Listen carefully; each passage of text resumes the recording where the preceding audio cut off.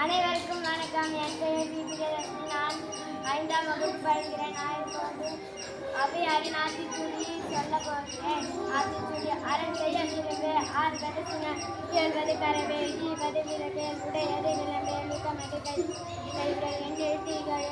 ஏற்பது இகழ்ச்சி ஐயமிட்டு உன் உப்புறவு ஒழுகு ஓதுவது ஒழியால் அவ்வியம் பேசு அக்கண் சுருக்கள் கண்டு ஒன்று சொல்லே நான் போல் தலை சனி மீறாது நயப்பட உரை இடப்பட தீரியது இனக மறிந்து இனது தந்தை தாய் பெண் நன்றி மறவே பருவத்தை பேசு நண்பறிந்து உண்மேல் இயல்பாலான செயல் அரவம் மாறேல்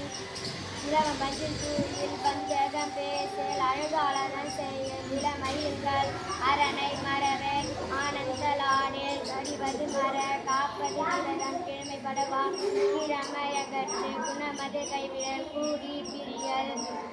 கெடுப்பது ஒளி கேள்வி முயல் கைவினை கரவேல்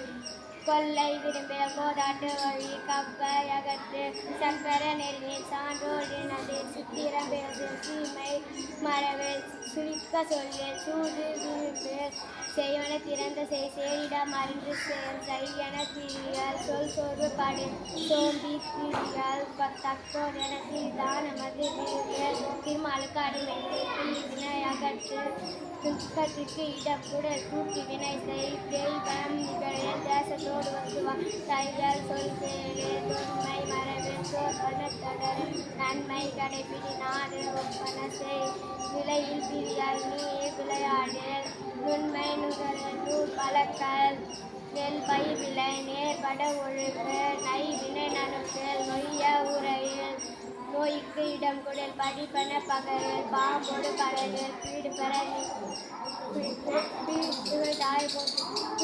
நெல்